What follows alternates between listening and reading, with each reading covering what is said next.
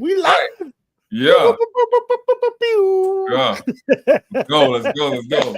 Yo, I see you repping Queens today. Repping Queens today. Yes. Yeah. Why? Yeah. Well, so really, I wanted to represent the orange and blue, and my Knicks hat is lost. I can't find it, and so I wore my like nondescript Mets New York. So this can rock both Knicks and Mets. Yeah. That's what I was trying to do. I feel it. And you see me. You see I see you. Yeah. We in the building. Shout out to the Knicks. We had a tough loss the other night. I think Brunson might be out with an ankle injury. But I like the dynamics of the team at this point. He doesn't seem as if he's ball heavy as he was in previous years. The bench is performing. I think you put Miles in there. You put Miles McBride in there for a couple of games. I think he can hold us over. I like what Shamet is doing. I'm with you. I'm with you on all of that. I feel good. I feel much better with this system and Brunson taking a breather than I did in the D'Antoni system with Brunson taking a breather. And, maybe this is what these little rests like this help him in the long run, right? He's got more fresh legs when we get into May and June. Look at me talking about June already. Yeah. Talking about June, baby. Absolutely. As a Knicks fan, to be able to talk about June in November, right? Yes. That's something that we haven't been able to do in a while, and it's exciting. And when you go into the Garden, it's crazy. The atmosphere is crazy. Shout out MSG. We out here getting it, baby. All right, that's the warm up. All right, so first and foremost, right, we're gonna start with this. We live in a time where kids who cause all the problems have more rights to stay in the classroom than the kids who are well behaved have a right to even learn. It's bonkers to me. How can anybody justify that we're allowed to destroy the learning of others for the other kids that are just... And if you go above you, right, as a teacher, and you try to get an explanation or justification, you just get word salad. People go into politician mode. To ensure equitable outcomes, we believe that to foster a positive learning environment, we must ensure the manifestation of the individual through social emotional learning, to embrace diversity, and to shun a fixed mindset. So as you can see, you should now leave me alone and never ask me this question ever again. Yeah, homie had a rough day in the classroom. That's what that. Yeah, definitely had a rough day. But let's talk about it, right? Because it fits into the schema of talking about tenure versus non-tenure, right? Yeah. And so, what were your initial thoughts when you sent me this? Like, what was your?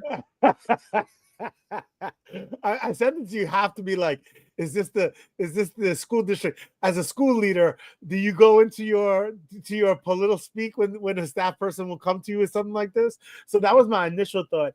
And then I was trying to, the other thought I had when I saw this was like I didn't appreciate the way he was talking about students, right? Even students who might be disruptive, and his poo-pooing of what it sounds like he's trying to poo is like restorative justice. Yeah. And like, I'm like, maybe you don't understand what restorative justice is. Right. And so those are the two things I have. But I was like, as someone who doesn't run a school, I was like, I got to see what Ray thinks about this. That's why I said so that's a tough one, because, it's like when you think about the dynamics of a classroom, and you think about the personalities that one may bring, because you're engaging your kids and you want them to come up and show up as their authentic selves, right? But you also want to create students that are nurtured and that understand that, like, they play a role in the learning that they're undertaking, right? And so, what is your part in the school community, and how do you want to be viewed by your peers, right? Mm-hmm. Do you want to be viewed as the person that's the distraction? Do you want to be viewed as the class clown, the person that enables the teacher to teach, right? Do you want to be the person that students are coming home and talking about, saying that, oh, this person is doing this person is preventing me from learning? Do you want to be that person, right? And so those are the conversations that I have with young people with regards to like how they show up, right? Because like, you know, you got to think about it. It's like if you're showing up this way now, you're also going to be asking for letters of recommendation to go to college, and you're going to be, you know, all of those things, right? And so these are all the things that folks need to be thinking about now, and we try to reinforce that. But is this true? Absolutely, 1,000%. There can be a time when you have 30 kids in the class and you can have one student that can throw off the learning for 30 other kids. Mm-hmm. And yet, as educators, we are expected to make the sacrifice for that one kid to make sure that that one kid is also learning. Is that fair to the other 29 students? Absolutely not. But it happens. Yeah. Yeah, I mean, it makes me wonder about the double-sidedness of like what I think we've done over the past 10 years is like we want students to bring their authentic selves to class. We want staff to bring their authentic selves.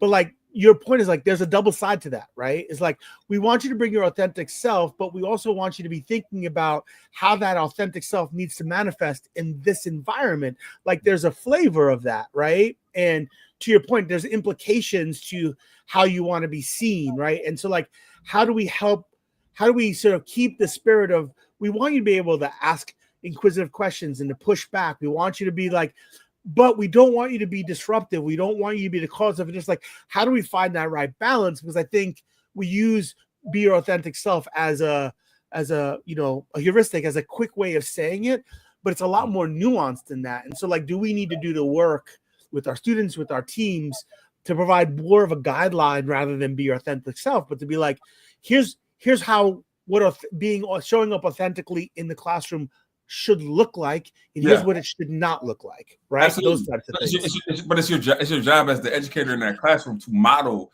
what that looks like, right? So like, what does that look like in practice? What does it look like in theory? And to continuously have conversations about what's going on in your classroom, and also to like revisit those norms, right? So like if you set norms at the beginning of the school year and you're like, hey, something's off whack here, let's revisit these norms in order to like reset the conversation or reset the classroom, right? That should be done after every marking period. Like it should be some time centered on resetting what the learning atmosphere looks like. You know, it's also, it's not just, I don't think this is reticent to what happens in K-12. I think that this is also what happens in higher ed as well. It's like you can go into a classroom as a college professor and you can have a terrible class, but like it is upon you as the professor to like not getting your feelings about not having a good class, but coming back and being reflective as a practitioner to say, you know what, we didn't have a good class. Let's have a reset in order for us to understand how we're learning from each other, to make sure that we're creating an atmosphere where learning is happening. That's right. And the only difference is in higher ed, the students who might be a problem typically opt out of being in that classroom on that day, right? Right. And so like, that is not possible in the K through 12 system. Those students have to be in class, and so they're not able to opt out, and so you have to deal with it. I also think the issue here too is like, how do we find good balance, right? To your point is, there are times where that student who's acting out is going to disrupt the learning of the other students, but it can't be that is always the case, right? At some times you have to, as the leader in that classroom, be like, I can't allow you to disrupt the classroom today with this mess. And so we're going to have to your point, what are the norms around this? Like it can't be 100% in either direction all the time. You've got to be able to sort of navigate those times where you have, you know, students who are being unreeling. And there are times where you can't allow it to disrupt the broader class because the content is too critical at that moment to allow it to be a disruption. 1,000%. But then also, you also gotta take this into account too. Where does this happen? Right? Like, and what schools is this not happening in? Like, this is not happening in tech. This is not happening in Bronx Science. This is not happening in those highly selective, like, what is it? Pitt Hills, or like any of those schools that are like highly selective, high schools for students, right? Like, it's not happening there. This is happening in like rural areas. This is happening in like for marginalized students, to where like this behavior is not addressed as frequent as it should be addressed. Yeah. Or it manifests itself differently, right? I mean, I think this is, I think what the teachers in those communities might say is like, this is why they push, like, we don't want devices in the classroom, because that's a different form of disruption, right? And so, like, I think the manifestation of it could look different too, depending on where you are and the environment that you're in, and the overall culture of the, not just the classroom, but what expectations are set at the school level, right? Yeah. For what's acceptable in the hallways and in the lunchrooms, because that's stuff that gets brought into the classroom too, right? It's just a holdover for what happens in the hall. Most of the times when I was in high school, I haven't taught in a long time, but when I was in high school as a student, like the messiness was typically a spillover from the messiness of the hallways in between class periods. Yeah, of course. 1000%. Like that 5 minutes that they give you in order to get to the and so in charter schools, my plug for charter schools, what some schools have done in order to eradicate that 5-minute layover and when the mess can happen in the 5-minute walkway between classes or whatever, we cut that down to a minute. So you only have a minute. Got kids running through the hallways. They're running like this and trying to get that should be the focus. That should be the focus. The focus should be, like what are we doing to get to class? Like not everything else. But anyway, bro, I wanted to touch on this, man, because this was powerful for me. I don't know how powerful it was for you, but this right here, man, this was crazy. For them. That is why I will sign the discharge petition right now to release the Epstein files.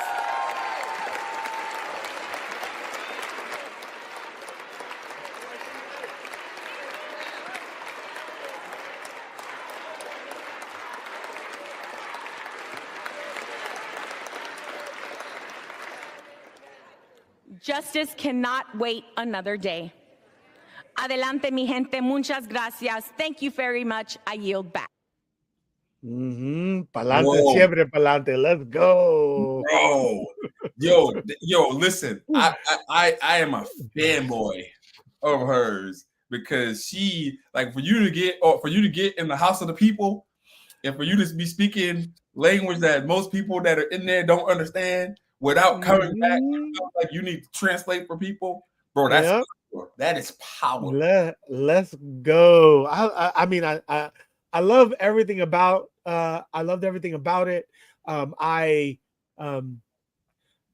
laughing. I don't understand who people are trying to protect. Like I don't care who they are. I don't care if like some of the people who I politically see as heroes are if they're on that list, they need to fall. Like this is like I don't care. Like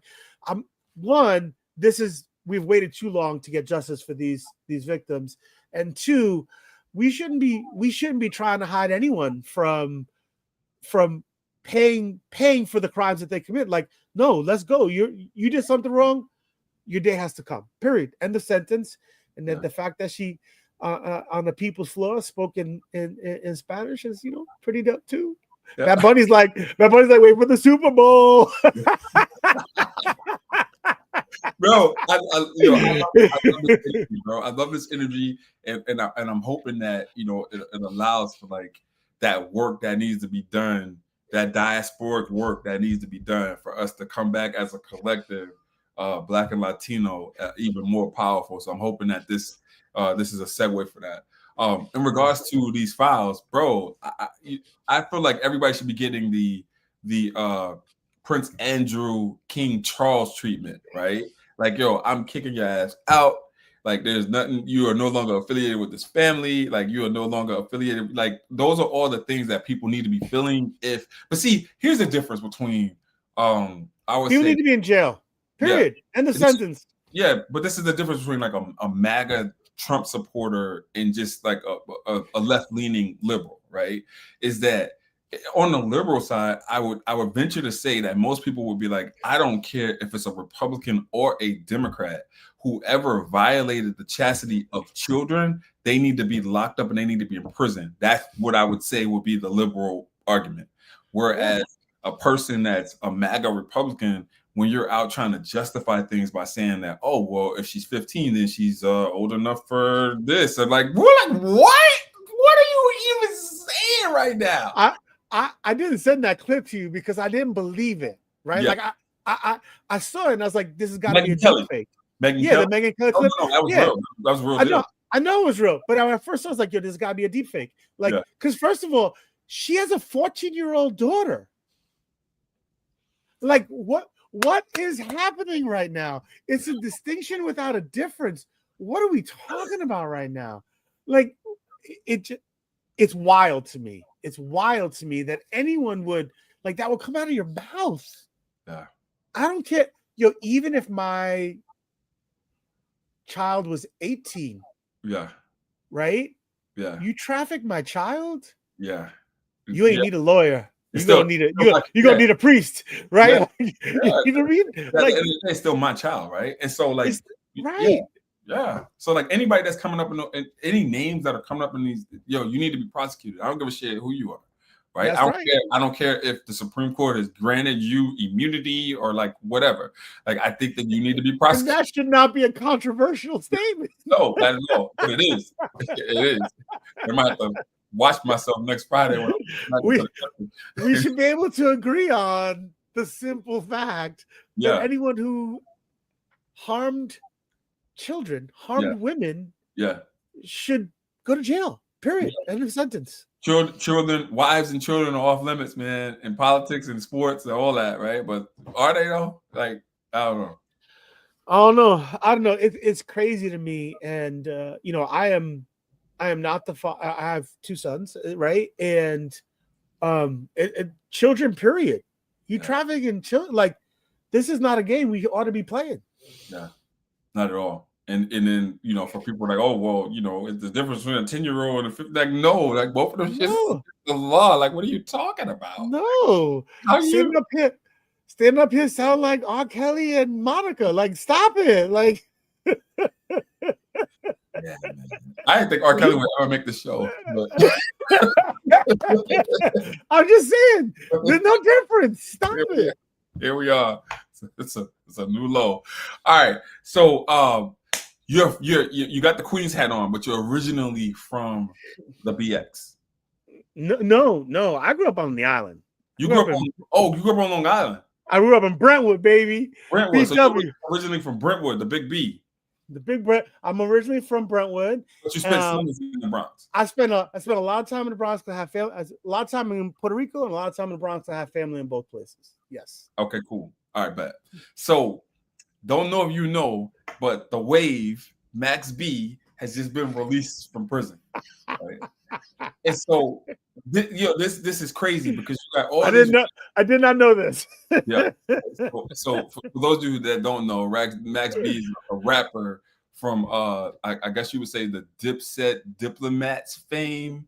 Yeah. That wrote a couple of joints for Jim Jones, wrote a couple of joints for other artists, but then also had his own wave in terms of mixtapes, heavily entwined with a French Montana, right? And so went to prison because of some kind of violent crime, right? That apparently he had a part in or no part in or whatever, right?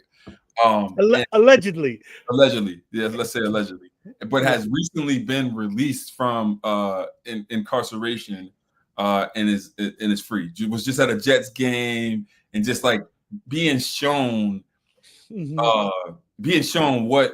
what people come home to from that life, right? I don't know that life, and so but like he's being shown love because he didn't tell on anybody. He did his time, came home, and he's being shown love by everybody in the industry, everybody from that life. Here's the problem that I have. The problem that I have is that I would rather you show that love to people that go away to college and graduate in 4 years and come back home, right? Because I see that happen all the time. I see it happen in my hood, see it happen everywhere. People go away for crimes that they committed or whatever. And this could be heinous crimes. These people are not fucking good people. These people are terrorists in their communities. And then they go away and then they come home and they come home to treasures. They come home to all the things, right? All the things that people that went to college and come home should come home to. And so I wanted to hear your thoughts on that.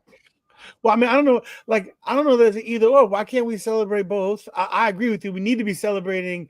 We need to be celebrating our young people who go off and accomplish amazing things, right? They could finish a 4-year degree. They could get an important licensure to become a, to be a part. Like, we should be celebrating the accomplishments of the young people of our community with all the flowers and love that we can give them, because that is really critical. And we need to see that. We need to celebrate those things across the board. And I can understand when people, like, when loved ones come back from, as I was growing up, we used to say, he's on vacation, an extended vacation. Bro, I've heard them call it college. Like, I was in college, or I went going away to school because you're learning to be a better criminal. Like, bro, what? When friends and loved ones came back from, an extended vacation upstate, right? Yeah. Like you want it, like, they're back. You want to be like, oh my God, I missed you, right? Because you missed them, right? And you want to, right? But I think the point is that we need to be celebrating the successes in our lives just as much as we celebrate and recognize other things, and if not even more so, right? Like, I don't know if your school does it, but I've seen high schools now do, particularly smaller high schools, do college signing day, like they do with athletes. Where are you going to go? Where it's like, sit down and everyone has an opportunity to be like, I'm going to this in university. I'm going, like, we should be celebrating all those key milestones, because those key milestones are important to the journey and to the completion. Yeah, 1,000%. All right, we're gonna end with this, bro. This is gonna be a little controversial because it's about 2 minutes, but I want to hear your take. I think that we can have a really good conversation on this. So, a 12-year-old is recovering from a broken lip and other injuries he says he got from a school employee at KIPP Philadelphia Preparatory Academy in North Philadelphia. That staff member has been terminated, but the boy's parents say that's not enough. Action News reporter Amanda Pitts is live on the Parkway. And Amanda, you spoke to the student's mother tonight. Yeah, Rick, that boy's mom tells me that while she acknowledges that her son was in the wrong here, he did swing at that staff member first, she still says he didn't deserve to be assaulted by an adult at school, a place where he should feel safe. He didn't fall. He didn't hurt himself. He got punched by a man twice his size. 12-year-old Peyton Outlaw has a swollen lip, a lost tooth, and multiple stitches after he says he was assaulted by a staff member at the KIPP Philadelphia Preparatory Academy in North Philadelphia Monday. My son wanted to use the bathroom, and apparently he wouldn't allow him to use the bathroom on his lunch break. So my son tried to go around, put my son in the headlock. My son got away, and then my son swung on him. So then the dean swung back, they say my son flew across the room, and his tooth fell out his mouth. Outlaw's mom, Montrina Bennett, says she never got a phone call from the school after the incident. Neither did his dad or other emergency contacts. She says they found out from the parent of another student. She rushed to the school to find her 7th grader bloody, his injuries covered up by a mask. And so his lip was up here, his face was swole, and he had blood dripping down. The cops should have been called. My son should have went to the ambulance instead of to the nurse's office. In an update tonight, a spokesperson for the school telling Action News, following an initial investigation, the staff member has been terminated. We continue to fully cooperate with the Philadelphia Police Department and the appropriate authorities to ensure transparency and accountability at every step. She'd like to see more accountability both from school leaders and the staff member. Peyton now needs a root canal on a 2nd loose tooth and is scared to go back to class. That man went home. My son went to the hospital. All right, Brody.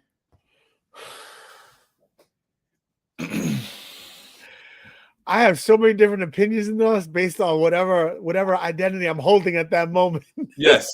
So yeah. So talk to me. Let's unpack. Oh.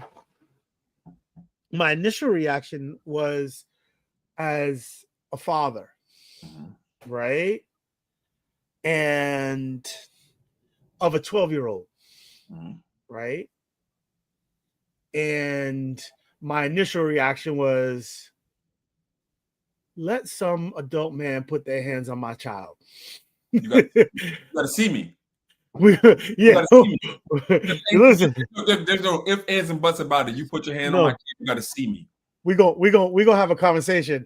As I like to say, it's like you put your paper up. You can have a conversation. No, that's what I'm saying. The conversation gonna be a different kind of conversation. I'm gonna be real with you right now. Look, I wear ties, but I also wear Timbs every day. And we're gonna have a different conversation about that. For sure. Agreed. Yeah. And so that was my first reaction as a parent, right? It's just like, oh my God, this is a child. I don't care what age they are, how big they are, this is a child. Yeah. Right. And then my second reaction went to, it's hard for me not to sort of think as an organizational leader, right? Like, what are all the mistakes, all the things that I think, and I never second guess anyone's decisioning from a leadership perspective, because I think these things are hard, right? But like all the places that, hindsight being 2020, like steps that police should have been called right away, ambulance should have been called right away, the parents should have been called right away, like all the things that didn't happen in that chain of events that needed to happen. Hold up. I gotta stop you, because even as a systems leader, right, when you see mistakes that happen like that in the sequence, the way that you just sequenced it, bro, then it's hard not to call that out. No, yes, and I have grace for other people's leadership, right? Like, I don't. That's wild, bro. I'm not saying they did right. I'm just saying that, right? Like you and I both know that there are times when your teams don't operationally follow the process you want them to follow, that they should follow, right? And we will handle that. Right, as leaders, they will be removed from positions, right? But I can't say that my team will handle things exactly the way I want them to handle things every time. I wish they would. We train them that would, but sometimes they don't, right? And we've got as leaders, we've got to understand that that's going to happen. We're not going to be perfect. We're just not. Yeah. So I don't know. Those are my two immediate, like, damn. The ball was dropped, definitely. In terms of the outreach to parents, right? Like anytime something happens to where an event occurs, and you should, as a school leader. So I'm gonna wear my school leader hat, right? So as a school leader, anytime there's an event that happens at your school that you need to get ahead of a kid being able to tell their version of what happened. Right, because like a parent, number one, is always going to believe their kid, but they have to have like your version of the story in order to see if things are matching up to be able to make an informed decision as a parent. Right, that's first and foremost. Yep. Secondly, because I want to go into another angle, probably in my final thoughts. Secondly, police should have been called immediately. Right, like anytime you have a situation like that with an adult and a student, like. You can alleviate some of the school's issues that could occur by calling the police and letting that be like a police issue now, and you're not even having to talk about it, because now it's a personnel issue, and it's an issue with the cops, and let them sort that out. There was an assault, right? And so two assaults occurred. Yeah, two assaults occurred, and so they need to be addressed right away. Yep.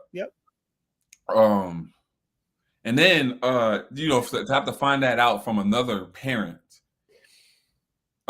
is not something that you ever want a parent to be in, right? That's just, So there was definitely some issues that need to be addressed by that org. We know that org, and we know that they'll take care of that or whatever. But there was this is an opportunity for growth. For emerging school leaders, or for people that are going to be school leaders, in terms of like addressing this in ways that could be thoughtful in terms of how you engage parents. Yeah, and I think as leaders, we have to approach it as two ways, right? It's like, what is the immediate process of triage when something like this happens, and how do we reinforce what the protocol is for a different number of situations, and so that folks are more likely to follow a proper protocol when they happen. And then once you do that, then you can ask the questions like, and what do we put in place to make sure it is less likely for this to happen again, right? What's the training? What's the support infrastructure, right?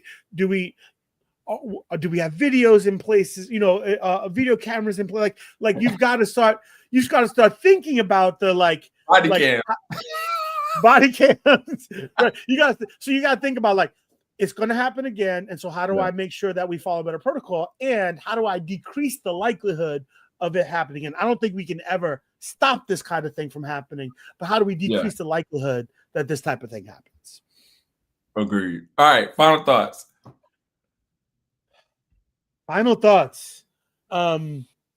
This leadership is hard. It is not for the faint of heart. And for those of you who are aspiring leaders, I think it's easy to cast judgment from an outside eye. It's more important for you to really interrogate how do you learn from these events and how do you inform future practice. The reality is we ain't never all going to get it right all the time. And so it's really important that we take the steps to continually learn how to improve our practice in the future and take responsibility for the lapses in practice currently. It is not an easy game at all. So my final thought is going to go another way. And so we saw this video of a staff member allegedly assaulting a 12-year-old male student. And what I want to say is, although the school took the appropriate action by terminating this employee, there are a lot of districts that have very strong teachers unions. And in those districts that have these strong teachers unions, I want to assure you that there is a high chance or a high probability that that person's job would not have been taken away from them. As a matter of fact, I can tell you, as being a former union representative, that I probably would have been able to save this person's job. And so that is something that needs to be thought about in terms of the writ large discussion on the pros and cons of teachers unions. Yeah.